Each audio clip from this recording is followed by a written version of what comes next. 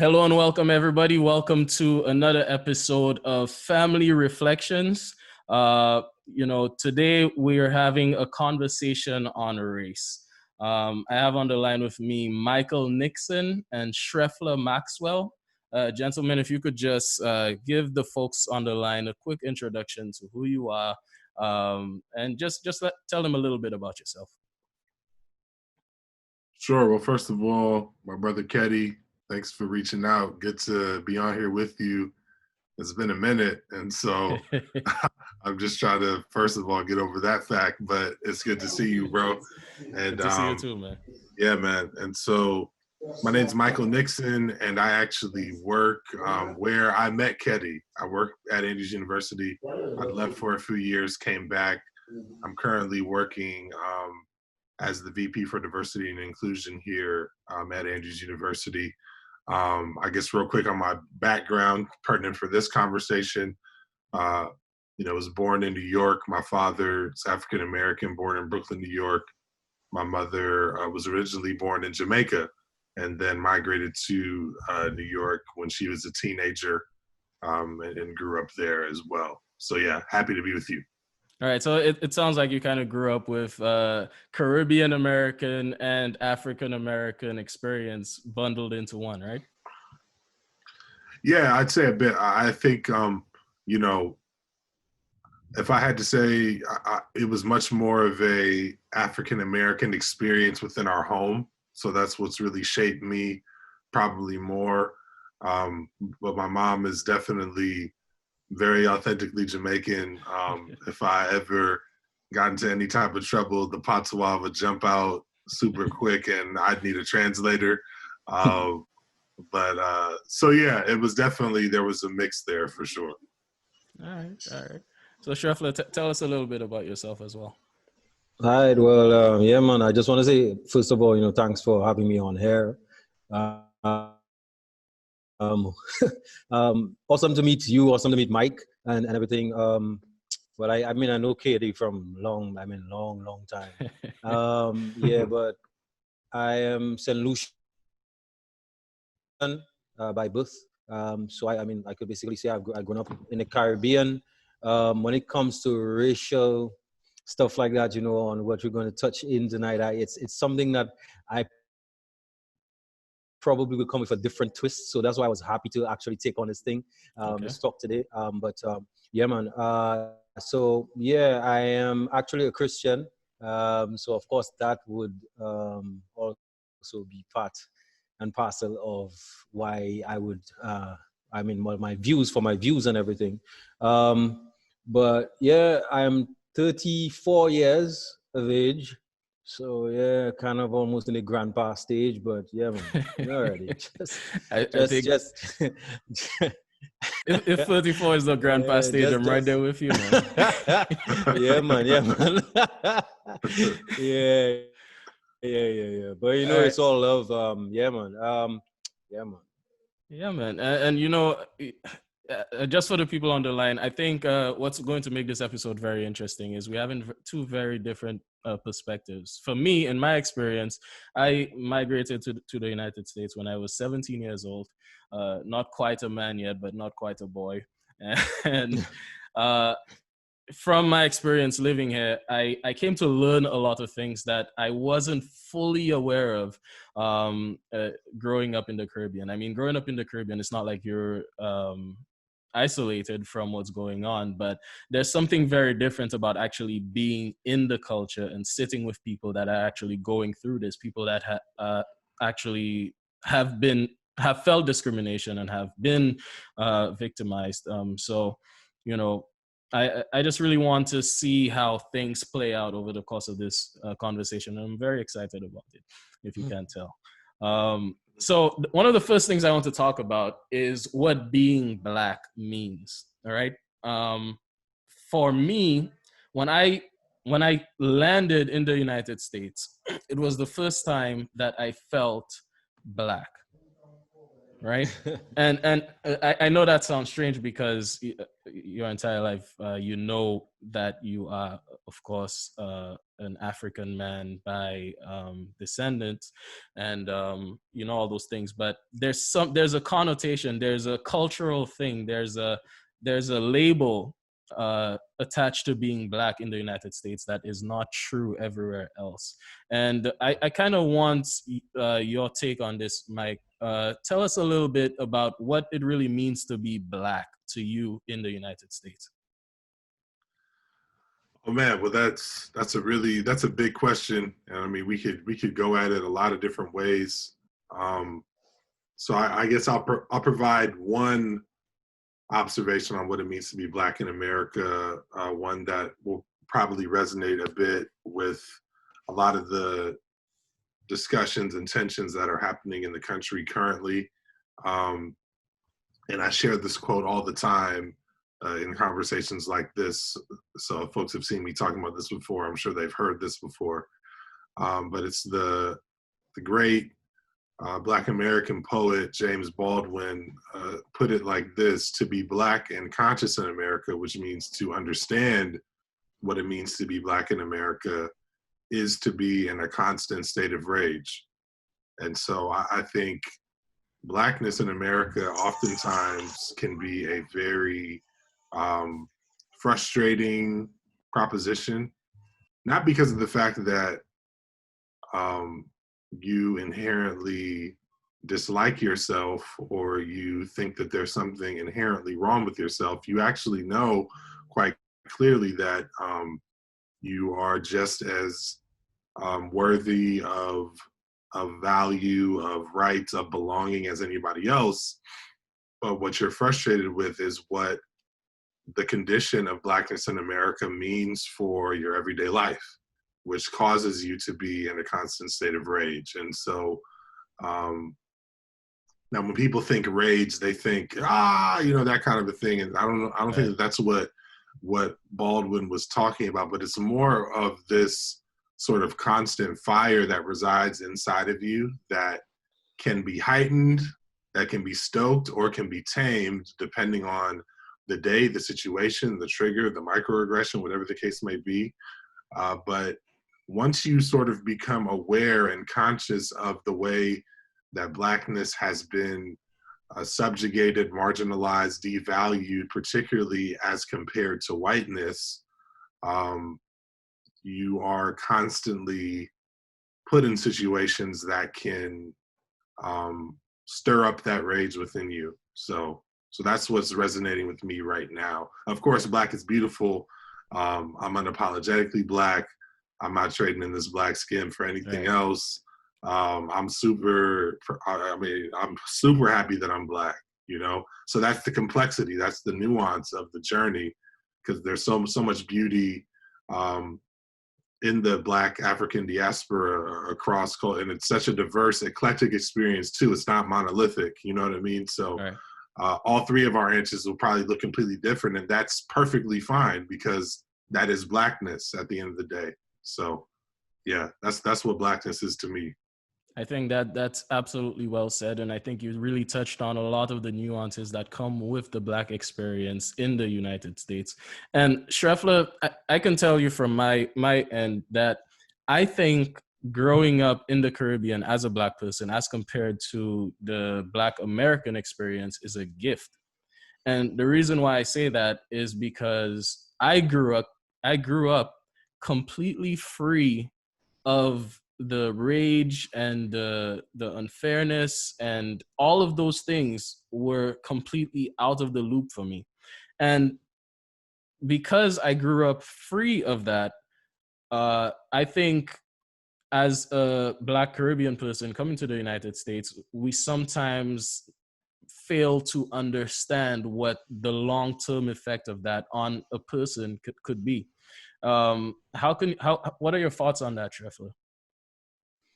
Well, basically, I mean, coming from the Caribbean, especially, coming from St. Lucia, it's something I would say that it's hard for me to understand. And I wouldn't sit there and act like, yes, I understand what it means to be Black in America. You understand? Because I really don't. and I can only go based off what, you know, the information or the experiences that people in America would share with me. You understand? And at the same time, I still wouldn't even be able to feel it just as they feel it. Because I mean, you know, like you said, like you rightfully said, being in St. Lucia, I mean, we free. Like, I never, I don't know about this black and white, not however, I want to say this, that within even our community, like for example, my mom grew up with, my mom kind of had that sort of a Indian or white background. And my dad had like pure, like, I mean, African, you know, descendants, from my dad's side. When my mom was actually going to marry my dad, it was actually a problem for my grandparents, you know, because they felt like my dad was black. So, I mean, you know, when it comes to that, I mean, just a touch, I guess, of, you know, what it means to, you know, kind of racially profile somebody, or however you want to call it. Even in St. Lucia, you know, growing up in that, I had that was probably singled out experience that I could say that, and it was not even an experience that I personally had, but it was something that was shared with me. You understand? So, I mean, you could say that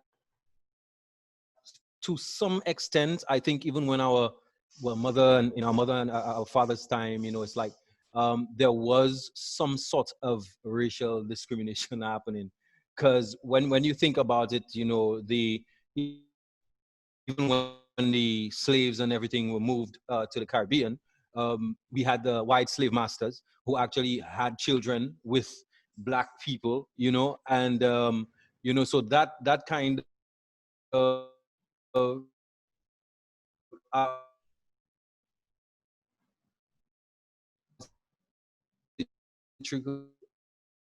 Uh, it looks like you might be breaking up a little bit here. Yeah.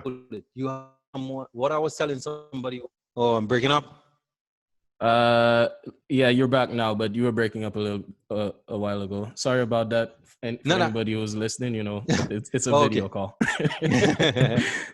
But yeah, so what you were saying is you were continuing right after you talked about the slave masters kind of sleeping with slaves, and I think forming a sort of bias based on colorism, right? With some people being lighter than other people, right? Yes. Yeah. So there was that that bias, I would say. So I think sometimes, you know, and I deal with tourism. So we get a lot of, you know, the Americans who come down, people from different places in the world. So, you know, sometimes we speak to them, and, you know, they would ask you certain questions, and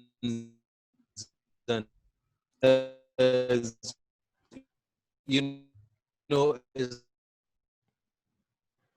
like I feel, that's why I say, like, I kind of have a different perspective when it comes to it. So I wouldn't be able to understand the whole, like the Americans. I would say that. Okay. So just for some continuity on the line, because we're still having some technical difficulties on your end, Shreffler. Can you just try turning your video off? And let's see if that lower bandwidth requirement helps. Because that way, I'm hoping that we have less breaking up. So you could just turn your video off just for now, and we'll just try that to see if it helps very much. And your point there really brings me to something that I really wanted to discuss, which is I kind of want to talk about the root of racism a little bit, because I sometimes wonder if racism is a learned behavior, or is it something that comes with people? Is it something that is built into the way people operate and the way people are, right? Is it just something that comes from you saying, oh, this person is different from I am, so they must be either better, or what do you think, Mike? Yeah, so I definitely think that So I think it's important to note that there's four sort of levels, or at least four levels of racism that most experts point to. You know, the first level being the internalized racism. Then there's interpersonal. Most times when people are talking about racism, they're talking about interpersonal interactions and things of that nature. Then above that, you have institutional. And then above that, you have systemic, which is a group of institutions working together to oppress. And so that's why oftentimes in America, you'll hear the term systemic racism, because it's something that's woven into the fabric of how a multitude of American institutions operate and end up having racist outcomes and things of that nature. So I think a lot of the internalized and interpersonal racism is definitely something that's learned. It's something that's cultivated within the home that someone is brought up in. It's also reinforced by some of those institutions like schools and churches and neighborhoods. You know, oftentimes in America, you know, we still remain in segregated neighborhoods, and so remaining in that isolation allows you to you know, internalize things like stereotype threats. So you learn very limited things about other cultures and things of that nature.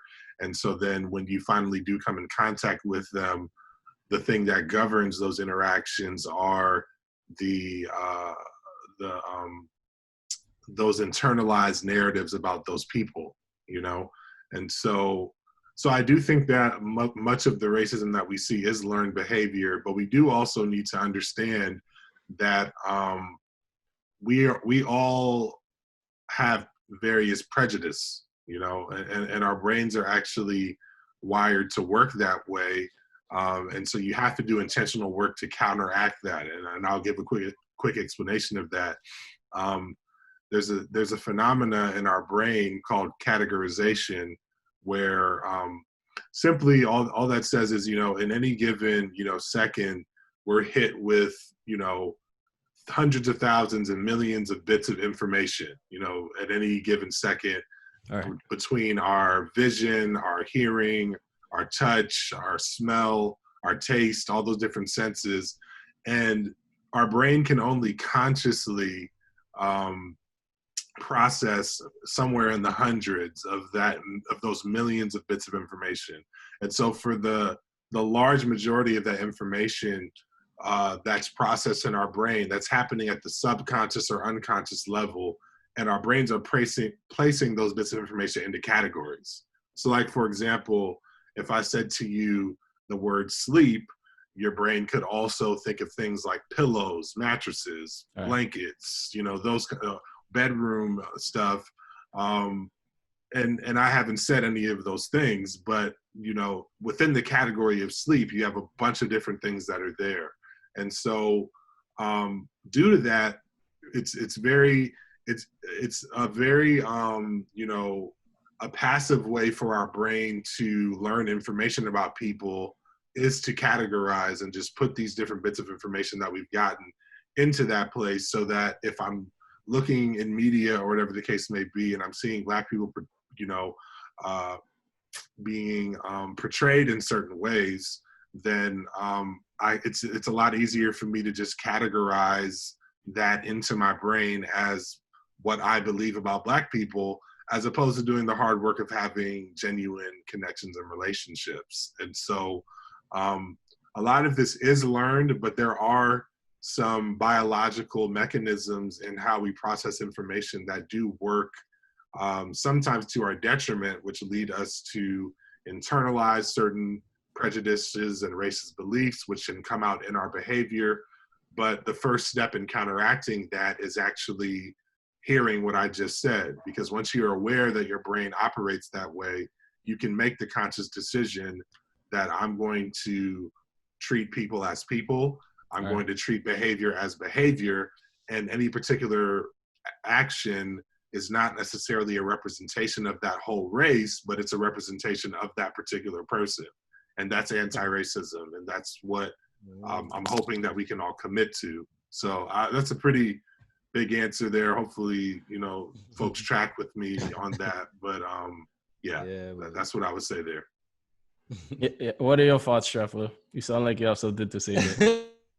nah, I was just listening to Mike, just like, I was like, boy, man talking like a real doctor there. Yeah.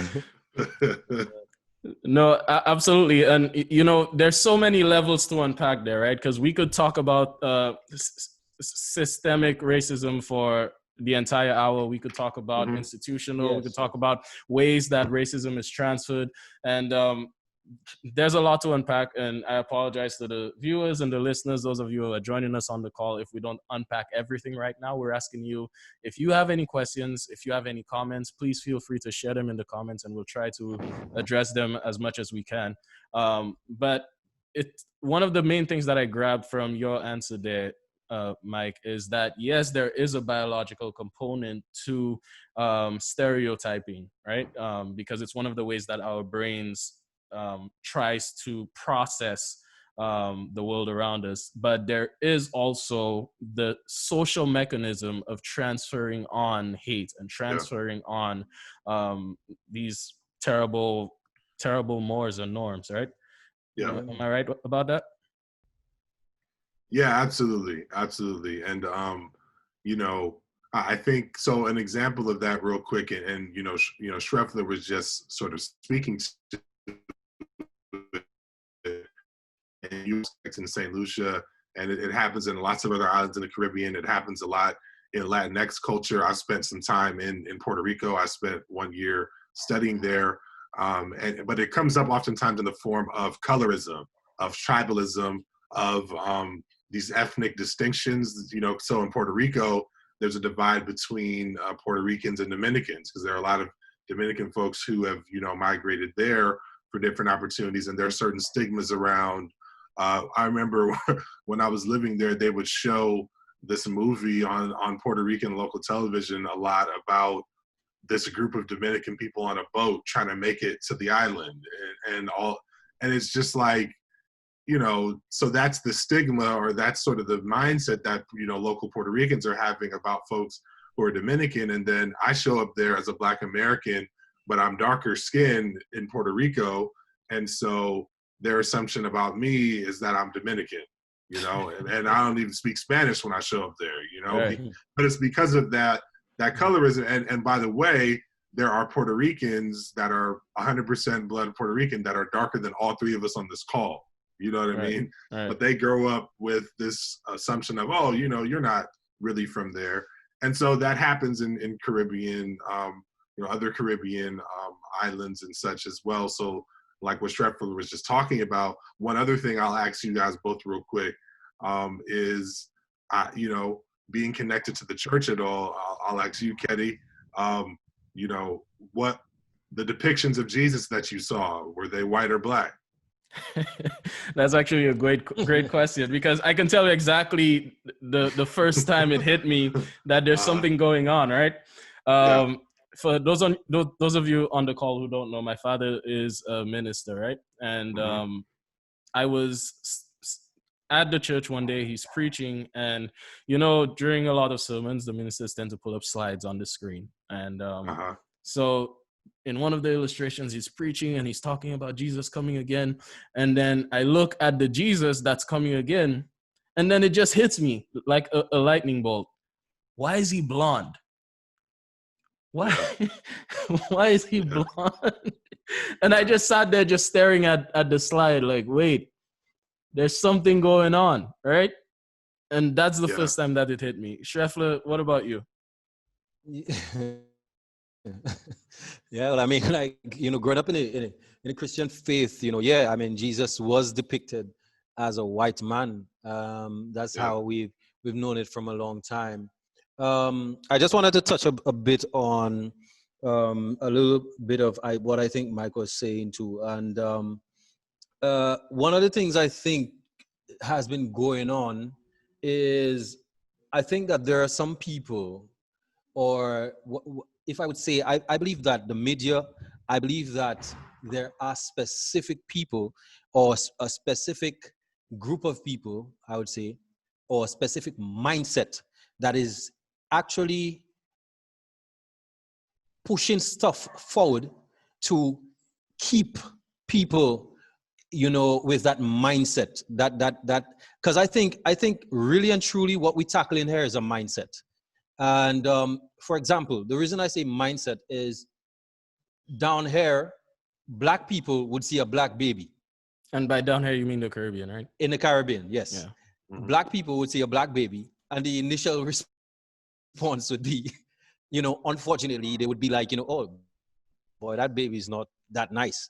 I'm telling you, I mean, I've experienced it where but then a fair-skinned baby comes out or a light-skinned baby comes out, and everybody's like, oh my gosh, she's so cute, she's so cute. You understand? So for me, I think that has a role to play, and I think it's a mindset.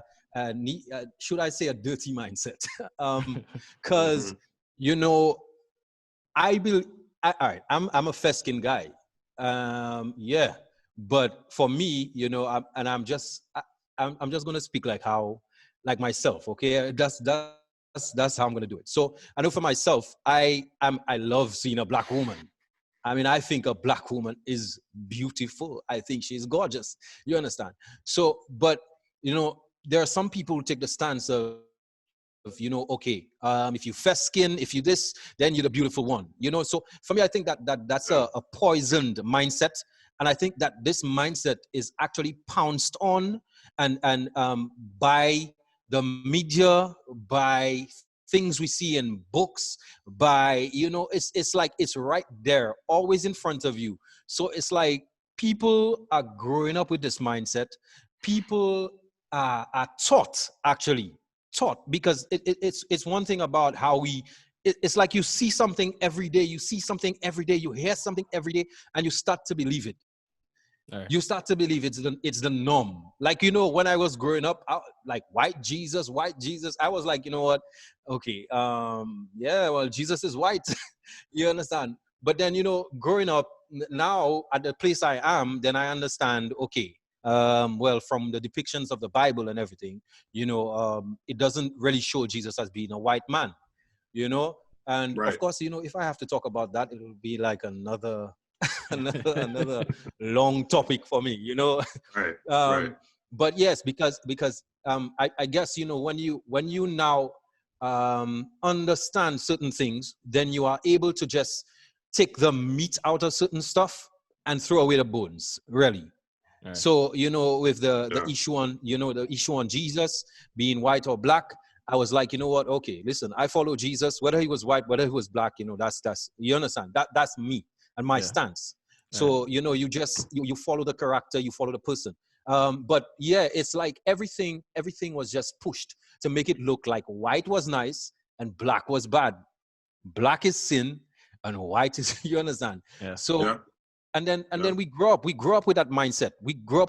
And it's poison. And I think that why I love having discussions like this, because I think that it opens people's minds and it helps people to now start rethinking and understanding, you know, life in a different way. But I mean, like, yo, I could just keep on talking and everything, so I'll let somebody else, you know, just. No, that's good. Can I just share something real quick, Kenny? No, go ahead.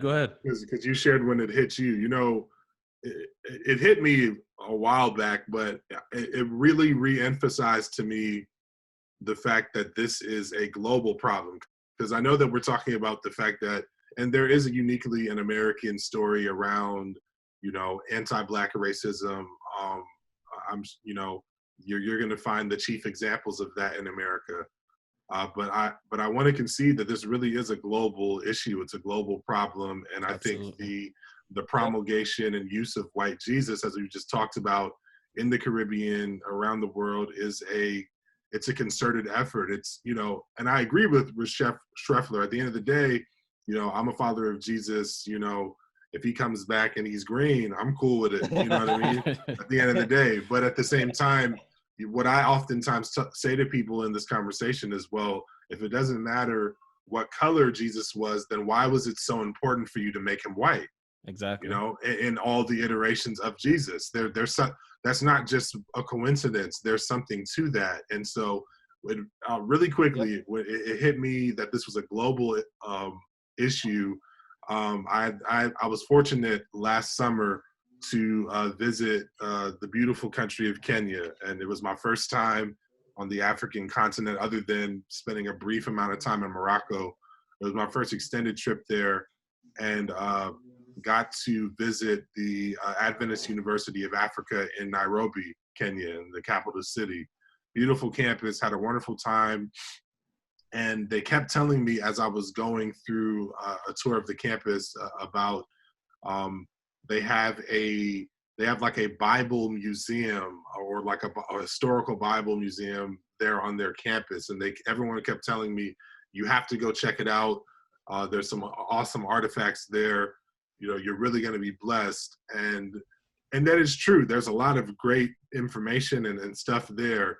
But the thing that it will be embedded in my mind forever is when you walk up to where this area is, where they have all this stuff set up. There's a huge, and I'm telling you, one of the biggest murals of what they're depicting to be as Jesus that I've ever seen. And then they have, like, you know, angels and then different persons and stuff around it. But the centerpiece of this painting is Jesus. And it was a white Jesus. in Nairobi, Kenya, and I'm thinking, like, this is the motherland, bro. Like, this is where the black root, this is where the roots of humanity start. And even here, you know, this wonderful big mural, and there's a huge, you know, depiction of a white Jesus right in the middle of that. So. But that's because they've inherited those images even on the continent, you know. And so yeah, we have, there's a lot of unlearning that we would have to do to sort of reframe, get back to your original question, what it means to be black, and positive imagery around answers to that question. Right. And I just want to point something out before we move on from this. There is something that happens in your mind, myself being from a majority black nation, there's something that happens in your mind when you don't see that many white people. And most of the time, the white people that you're seeing are angels. They are Jesus or just on TV. And then when you actually meet a white person in person, you subconsciously have the effects of seeing that and seeing the white Jesus. There's something inside of you that is programmed to see this white person as slightly superior in some sort of way, even if you know in your conscious mind that this person is just another human being just as yourself. You know. Go ahead. You know, yeah, Keddy, on what you touched on there, it's something that I think is a problem in the States right now. And I think that the news reporters, I think that black people, I think that when they speak about the black community, and since you said superiority, I think that's what has me going to this. I hate a lot of the time the minority. Every time they make reference to the black community, they always use that word, and I think that needs to stop. That practice needs to stop. There is nothing like the black community being the minority. I don't see people as in, because and again, you know, I said I would kind of put my Christian beliefs forward too, because even in the teachings of Jesus, he said that those who are even said or looked upon as less among you, they're the greatest. You understand? So if someone would think, you understand, that the black people probably are the least among, or you understand, then they need to start calling them what they should call them, you understand, which is the majority, or you know, what I'm talking about, like the minority thing. I think that and all of those things have an effect, and we don't see it because there is power in the tongue. Life and death is in the tongue. We speak things, and you know, it works on people, because black people are not the minority. I don't care if you grew up in the ghetto. I don't care where you grew up. You are not the minority. You are a human being. And for me, there's greatness inside of you. But I just wanted to say that based on what it just kind of, yeah. Yeah. So, Shreffler, a quick argument against what you just said is that when they say minorities, that they're referring to in numbers, right? They're referring to the population size of Black people. But one of the valuable takeaways from what you said, I think, is that in the word minority and in referring to minorities, there is an insinuation that these are the lesser thans. Yeah. Right? Yeah. Yeah, I agree. So I don't know exactly what would need to be done about that, but I think the first step in fixing the terminology, is identifying it. Yeah. Yeah. Say it differently, man. You know. Yeah, man.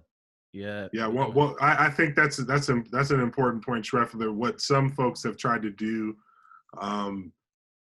is to change the frame of talking about minorities, is to talk about lesser represented or underrepresented populations, because what's that's now saying is it's pointing to the fact that we do have an obligation in America in particular to not just have folks who have been overrepresented, you know, due to the fact that they're in the larger you know, population size in the country, that those that are overrepresented cannot, you know, continue to dominate the narratives of both our history, our present, and our future, and that folks that are lesser and underrepresented need to continue to be given seats at the different tables in America to ensure that that our lives matter at a very fundamental level, but then also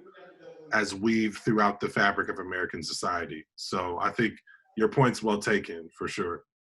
Right. And there's something I don't want to miss, because Mike, earlier you mentioned that going to, I believe you said Puerto Rico, right? You were treated a little differently just because of the color of your skin. And Shreffler, you can probably speak to this a little more because you work in the tourism industry. But I know people, I have experienced this personally as well, who come from the United States as tourists and come to a Caribbean island. I'm going to use St. Lucia because that's where I have the most experience. Come to the island of St. Lucia. And although you can kind of distinguish an American person just from the way they're dressing or the way they're carrying themselves, for those who are not immediately distinguished, they might be treated a little less politely, get a service that is just a little less refined. And I think it's a very high time that we call this out and we put it on the table as something that needs to be stopped. Shreffler, have you experienced anything along those lines, or what are your thoughts on that? Yeah, well, you see, again, my whole take on that situation is I think, again, it is a mindset that needs to be dealt with. Why I say this again, in the hotel industry, what I've seen is you get that thing or that where that attitude where the servers would not serve Black people probably as much as like, you know, as they would serve white people. However, it's not every one of us in the service industry who does it. Like, for example, for the way that I would do my stuff, I treat everybody 100% equally. You understand? So it's not like a thing for me, but there are people who would do it. You understand? So, you know, Black people treating Black people badly, right? However, there is also the point or the factor that some Black people would come from America, African Americans, and when they come to the resort, then they treat us like dirt. You know, they treat us like, you know, can I get this? Can I get that? You know, and like the way they would speak to you and everything, you understand, would be like they undermining you and everything. And, you know, say, well, you know, don't, like, it's kind of a don't you know who I am kind of thing. All right. You know, and yeah. Okay. So that's why I say it's a mindset. I think it's a mindset, and it can happen with anyone, because that's why, for example, if I go to Mike Mike might embrace me and say, "Hey, what's up, brother? What's up?" And if I go to another guy, you know, he might say, you know, "Hey, who are you?" You know, like, you know, like, why would you even, you know, that kind of vibe. Right. I think it's really a mindset, because not every white person has, I think, is racist. I don't think every white person is racist. You understand? But I think that there are certain white people who are racist. You know, so that's why I say it's, and I think Mike made a point to that extent, where he said it's not basically a group or like generalizing it being white people. No, but I think it's a mindset. It's certain people. It's certain people within that group. Yeah, you could continue. No, I think it's very that by itself is a whole other discussion, right? Because you're speaking to discrimination from African American people towards Caribbean young people, and sometimes to Caribbean American people, right? And there's so many places that comes from, and so many things to talk about there. It's very difficult. But I will say this, right? I probably can't touch on the entire thing in this episode because we're already in the second half of our time. But I will say that I think there's a cycle that happens. What happens is people leave the Caribbean for a better life, for better opportunities, and migrate to the United States. When they arrive at the United States, they settle down and they have children, right? Those children who were born in the United States have a better grasp of the society, have a better grasp of the culture because they grow up in it, right? It's what they know. Their parents, on the other hand, have had to acclimate to this new culture, and they don't know quite as much about everything that their children might know. And so to a certain point, they become slightly dependent on their children to show them certain things and to help them out. And along the way, their children begin to associate Caribbean people as to not knowing as much, or not being as informed, or not being as capable, because this is also influenced by their own Black experience in an America that tells you you're not as capable, you're not as valuable as your white counterpart. And I think what you're left with is a very complicated web that leads to some people seeing Caribbean folks as lesser than. And that is also made worse by, I don't want to say propaganda, but there's a lot, while living in the United States, there's a lot that tells you that you live in the best country on earth, everywhere else is terrible. And you can see that our dear president subscribes to that, where he called the rest of the world whatever he called it, right? I'm sure you remember. So yeah, it's very unfortunate what you mentioned there. I don't know if you have any thoughts on that, Mike.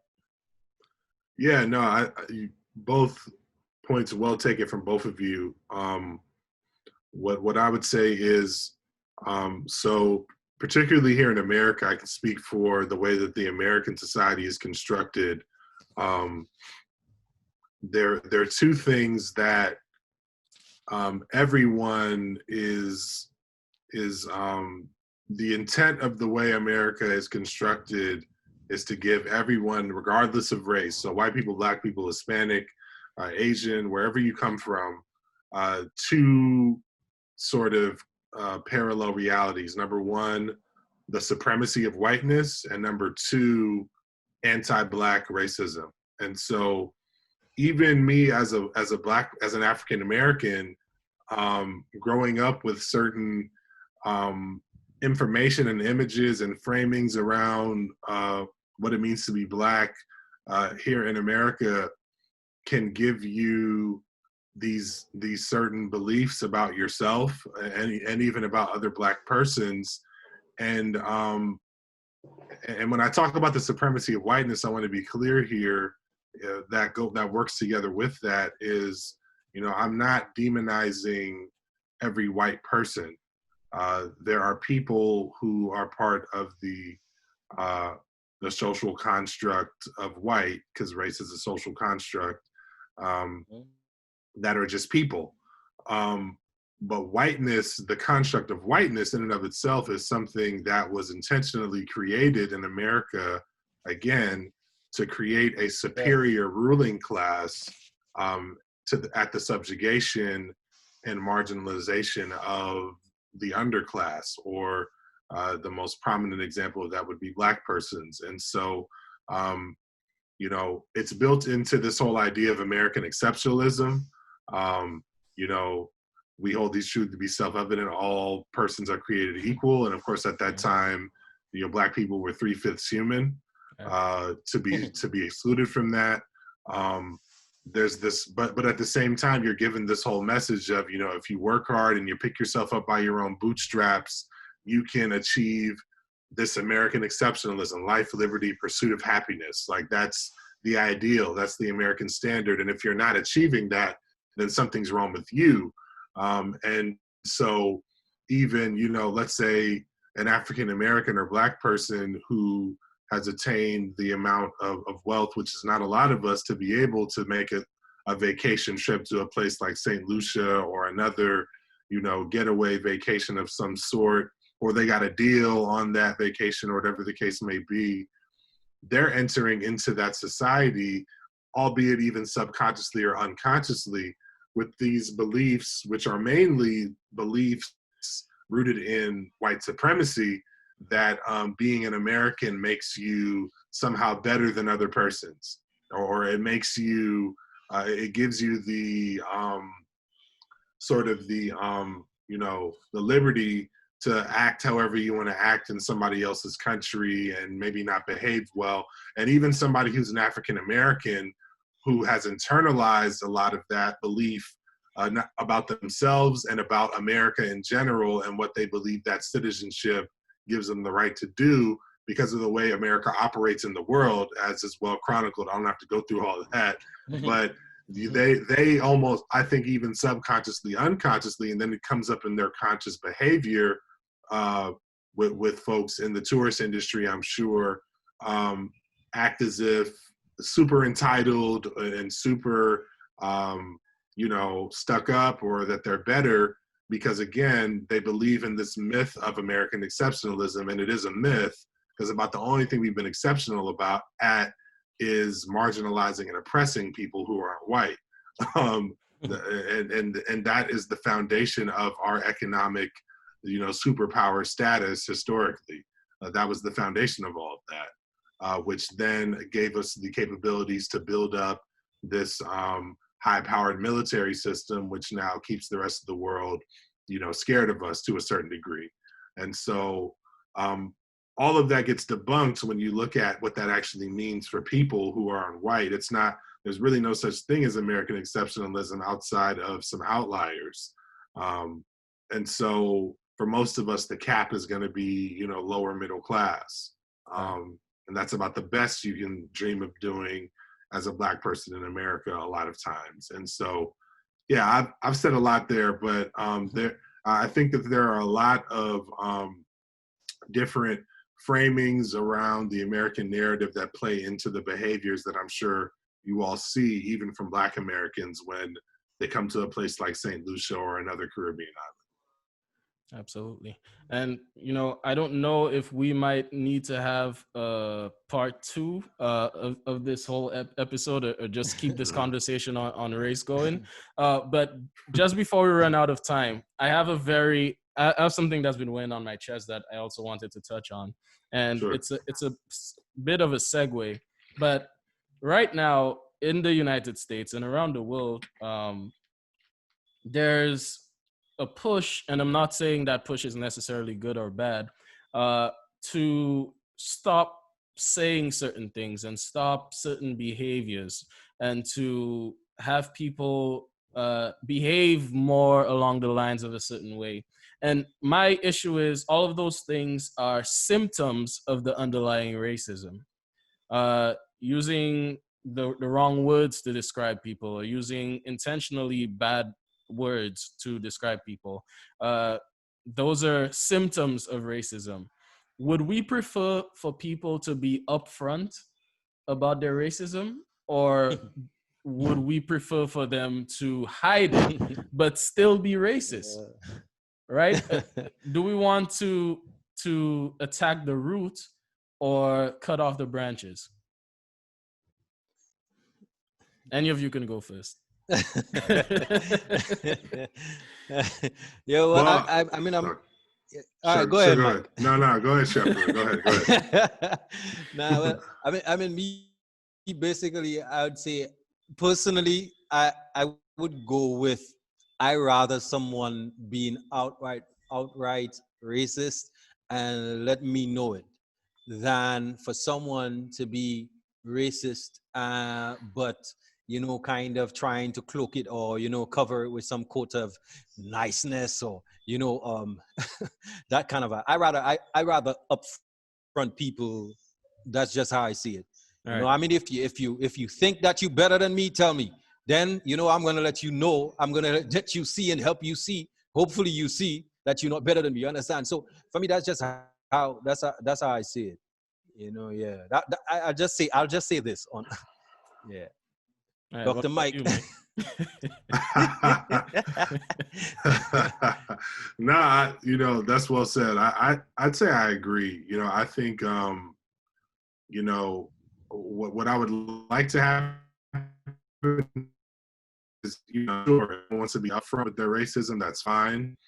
But what I would hope, what I'm more, I guess, concerned about is what the response to that is. That's the deeper thing for me, because whether you uncover these subtle forms of racism, whether that's in, housing discrimination or the employment sector or in the education system or in the healthcare system, or in any other institution or system that you can pinpoint, because this has happened throughout, our country's history, that these areas of discrimination that are very subtle are uncovered, but then there still isn't much of a response or a pushback on it.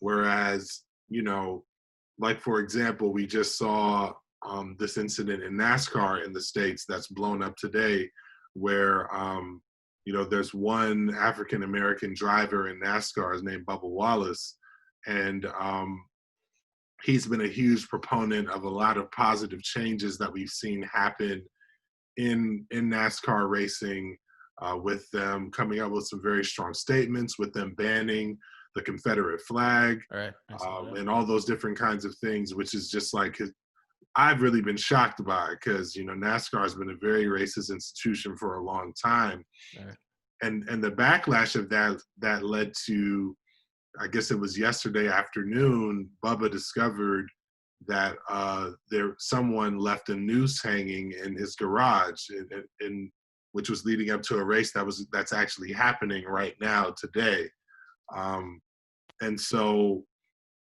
of course, in response to that, they're doing the investigation. They're trying to get to the bottom of it, and so oftentimes we do react to that sort of visceral, sick, gross, public display of racism.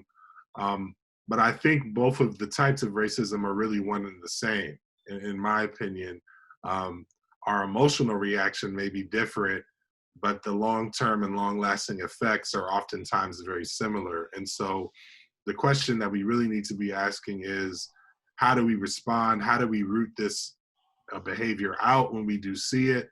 How do we commit to anti-racism and essentially say, and this happens a lot in European soccer, which I actually applaud, is there's really a zero tolerance policy for racism. Whereas when fans of clubs are being racist, their team will have to play in front of an empty stadium. There have even been situations where they've lost points in the standings because their fans were being idiots. And, a team can get really upset about that, because they're like, well, why are we responsible for our fans? And what European soccer is saying is, well, you need to get responsible for the behavior of your fans, and because they're a reflection on you and your club and your organization, and you have to step up and say, we're not going to allow you on our premises if this is what, you know, you believe. And people are free to believe what they want, but they're not free to spew it wherever they want. You know, I mean, of course, there's First Amendment free speech. What I'll say is this: you're free to say whatever you want, wherever you want, but that does not mean that you're free from the penalties of your speech. Right. And so, you know, Yeah. you want to be racist, you want to pop off at the mouth, that's fine. But if you work for an institution I'm a part of, you got to go, period. And, you know, find somewhere else to work, and, you know, it's going to affect your livelihood. And at the end of the day, it's not until those kinds of things happen more frequently and that we stop having safe spaces for racism, then the behavior will hopefully change. And you'd hope that people's hearts and minds change too. But at the end of the day, like Martin Luther King said, you know, I may not be able to legislate that a man should love me, but I can legislate that they should not be able to kill me without a penalty. Right. And I just want to say one more thing, just one more thing. I think what I would really love to see done right now, and I love the fact that you were speaking, Mike, on the stuff the actions or the penalties that they would face if something happens, such as that. I think that because America has something where they say the white church and the black church, and which I understand why they say it and everything. So in that context, because I believe that there is one church. I don't believe there's white and black or Hispanic, whatever, but I understand the context. I would say that I think the white church needs to stand up and they need to actually speak on this. I think that is very, very important. And I think for me, I have not seen the white church take a stand and speak on this matter. And I think it should be something, and I think it's actually going to revolutionize a lot of stuff, I think, if the white church actually takes a stand and speaks on this racial issue, which is true. Because, I mean, go back in history and you see from colonialism, you see from, you know, how the blacks were treated, you see how they would segregate the blacks, and, you know, I mean, we could just go into a long discussion about it. So it is true. It is true that blacks were actually undermined and were systematically, you understand, because it was something that I wasn't understanding until I started to research. So, you know, I think that would be a major response if the white people who call themselves Christians in the church, take up this topic and reach out, you understand, to the other white people. And I think it would make a major difference, I believe, because just what I think is, and I'll always say it, is the mindset. And what is at hand here is the hearts of men. The hearts of men are evil. And I believe that with Jesus, the hearts of men could change, just like mine did. You understand? So I think that the white church really needs to take a stand. The white people in those churches really needs to take a stand and speak on this issue. Right. And, you know, I do find it interesting that racism seems to walk hand in hand with conservatism for some reason. And we could just dive into that and have a whole discussion about how conservative Christianity seems to be linked with racism somehow. And that's a whole conversation. Unfortunately, we are towards the end of our time. Just before we head off the line, and guys, if you're watching, there may be a part 2 of this. We may have Mike again, we may not. We may have Shreffler again, we may not. But I just want to say that just going back to that question I asked, which is very near and dear to my heart, whether we attack the roots of racism versus cutting off the branches. From what Mike said and from what you also said, Shreffler, I think the path here is to attack both. I think from what you said, Mike, basically we can hold people accountable to what they say and what they express, while also changing hearts and minds and ensuring that there is accountability for these worldviews and for these hateful worldviews, right? Yeah, that's well put. I think it's, to your point, it's important to, you know, take care of the branch and the root. And so there's a lot of literature out there Burn the whole about tree. Right. Yeah, there you go. Exactly. That's it. That's it. And so there's a lot of literature out there, particularly around work. Of course, I work in the higher education sphere, so there's a lot of literature out there which talks about like policies and practices around anti-bias and anti-discrimination. It's important to have a process that's responsive to an act of bias or discrimination or harassment or racism on your campus. But connected with that, you have to have a broader framework and institutional policy around where you are in regards to those issues, and the more longer term work you're doing to root out those attitudes and beliefs, as well as the vestiges that you find of it in your policy. That's the deeper work that's connected to not just being complaint responsive and almost like a criminal justice perspective to it, but a more racial social justice perspective on it, where you're looking to shift the entire system as opposed to just calling everything one bad apple. Kind of similar to the discussion around policing, where it's always one. They got a whole bushels of bad apples, it seems, but they keep saying that it's one every time once one of these things happen, as opposed to looking at the larger structure of law enforcement, policing, and criminal justice in America. So yeah, we got to do both. Right. And just before we head off the line, I want to speak to two different stories, right? And I'm going to try to summarize as best as I can. The first one happened to me in Ohio. I was working on a project and I was stationed in Ohio. And on one weekend, I was driving around with a rental car. And the car was a little fast, right? So I wasn't speeding, but I was driving quickly, right? So I got pulled over, and this is right around the time of the unfortunate incident with Philando Castile. And everybody was on edge. The entire nation was on edge. So I get pulled over, and as a black man in America, I know exactly what I'm supposed to do. License and registration on the dashboard, my hands on the wheel, right? So the officer comes around and he looks at me and he looks at everything. He says, "Oh, you look like you're in a bit of a hurry. Have you been drinking tonight, sir?" I don't drink. So I look at him and, with a confident smile, I say, "Good evening, officer. I don't drink." And he reaches over and he says, "I can smell the alcohol on your breath." Right? Oh boy. But officers try to push you around a little bit, right? So but at this point, I'm right in front of a hotel and people are coming out, standing outside and just looking, because everybody, this topic is at the top of everybody's mind at the moment, and they're like, is this going to be another one? That's the feel.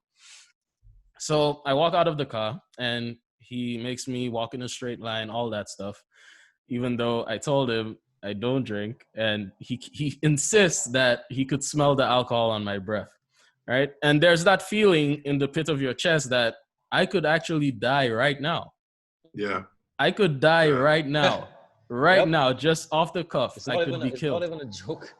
Right? Yeah, Not even a joke, man. Yeah. Real. It's real. So when all was said and done, obviously I was sober, so no matter what he did, I was gonna pass it. But then as soon as I hopped into my car, somebody in the parking lot shouted, "Yo, you good?" there was some people watching out for me, and they were very concerned. And the other situation that I just want to call to the fore is I was home on vacation, and I was driving with my sister, and there was a police roadblock, and these guys had assault rifles and shotguns, and they had bulletproof vests on, and I was completely fine. I was not afraid. I wasn't shaken, even though they were armed to the teeth. I knew I wouldn't just be shot. I wouldn't be attacked. There would be no misunderstanding that would lead to me being shot in that moment. And I think those two experiences show how varied the experience is between the Caribbean and living in the United States for Black people and people of color. And, you know, I want to thank everybody who's joined us on the line this evening. I want to thank you, Mike. I want to thank you, Shreffler, for giving us your time. This is a conversation, of course, that we cannot in any feasible way completely cover in this hour. But hopefully there will be some sort of part two, hopefully with one or two of you. Sure. And yeah, we'll see what we can do to delve into this and just increase awareness about this issue. And hopefully this time of protest and time of fighting can lead to some change. And I encourage you, if you're watching this right now, wherever you are, to do something. Don't do nothing. Do something to help with the struggle. Do something to increase awareness. Do something to push for positive change. And thank you for joining us. Peace.